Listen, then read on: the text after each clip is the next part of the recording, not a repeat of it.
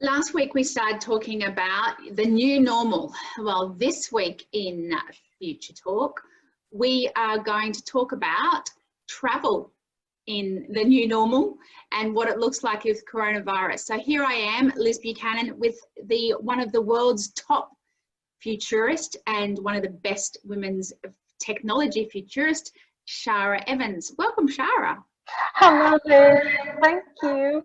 So 2020 is definitely a scary year for all of us, but you who traveled or spent most of your time traveling around the world doing keynote speaking has really changed your lifestyle. What do you think the travel will be in the future?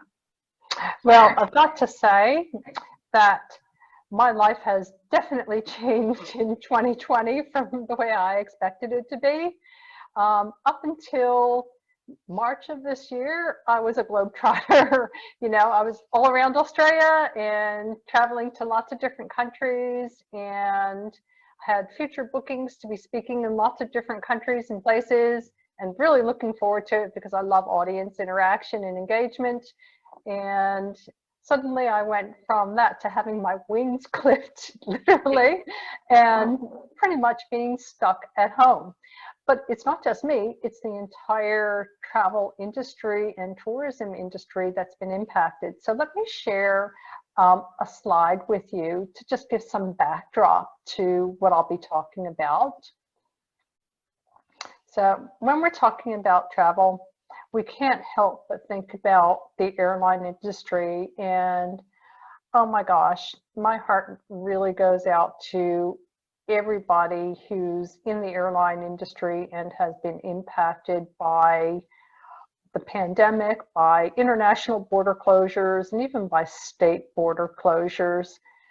There are so many airplanes that are literally just parked, and that is a very, very expensive proposition.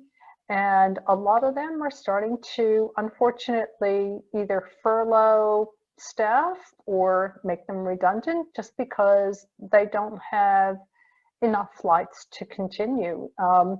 Here it's bad. In the US, the airlines there have laid off so many people, and with COVID being so tricky and not knowing when things are going to get back to any real semblance of normal, it's hard to know what the longer term impacts on the aviation industry are going to be. But one thing's for sure, that airlines cannot continue to have their planes essentially mothballed in airline hangars because you still have to maintain them.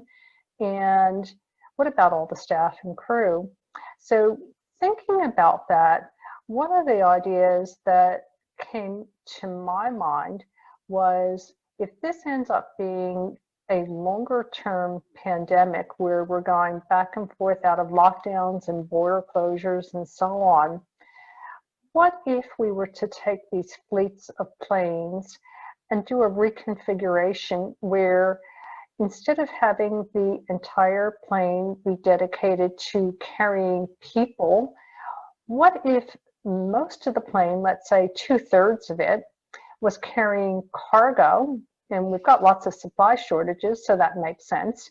And then the rest of it was reconfigured to more of a business class, international type of configuration, which would allow for the kind of social distancing that's required.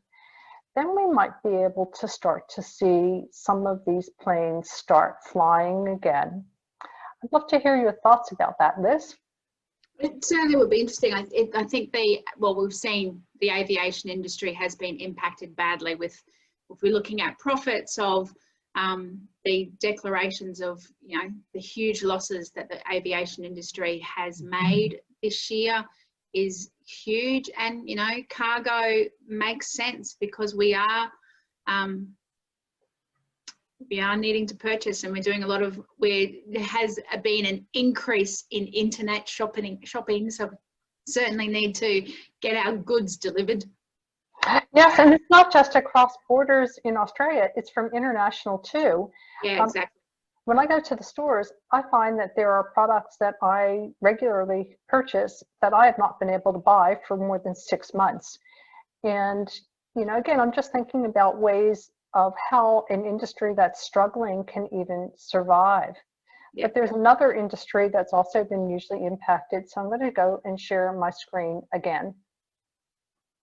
And that's the cruise ship industry. And they've got the same kind of problems that the airline industry has, with needing to spend a lot of money to keep the ships well maintained, or they start to have defects and you need to do things like run water and so on. And on top of that, we've had this unfortunate situation where ships have ended up being stranded at sea, with people not being able to get home, whether they're passengers or crew members, and others being very, very reluctant to start going back to doing cruising again. And I wish I had a wonderful solution for this problem, but I'm not quite sure what this industry is going to do. It's something that, if we don't have a solution to COVID in the near term, we could find a lot of these companies in very serious long-term trouble. I think so, because people have been, in better way to describe it, but they've been put off cruising because they are, you know, it spread through everybody, and then people were caught out. And you know, Australia's got our worst case because we let cruise people on back in, so it's going to impact. And I've heard a lot of people going they're not going to take a cruise for a very long time. So it's a big industry that's got some major issues to combat.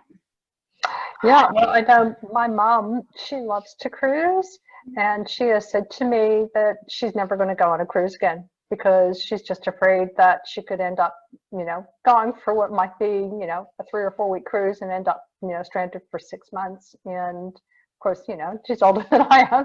So, you know, you wouldn't want to be in that situation.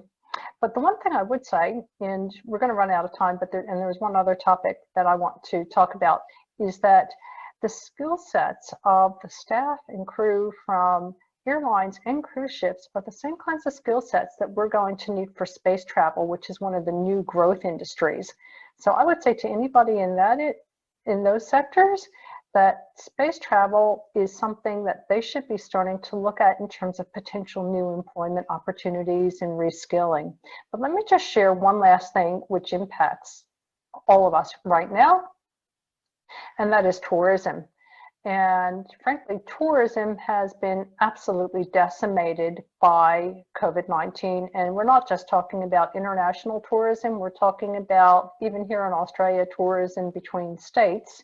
With border closures, my gosh, it's hit the travel industry so hard, and there's really no end in sight until we start getting a cure. No, but I have heard, because it's school holidays in Queensland at the moment, and I have heard that the country towns, like about 4 hours out of Brisbane, have been just populated by tourists this in the last week, which is great for them, that all the people from Brisbane are kind of going out west and supporting the locals. So I really think this is a year that we will probably support more of our country towns that probably also have, in Australia, have been combating the droughts and the floods, and they need a little bit of tourism money. So I think this is the year that we do support each other. Well, that's the silver lining. Yeah. We just have to hope that we don't end up with accidentally spreading the virus into regional areas or into Indigenous populations, because that would not be very good either. No, exactly. So how are we going for time? We are done. I kind of figured that we were, but we'll be chatting next week. And if anyone has anything that they'd like us to talk about, send us a message and we'll be glad to add it to the list. Liz, thank you so much. It's always a wonderful time chatting with you. Thanks, Shara.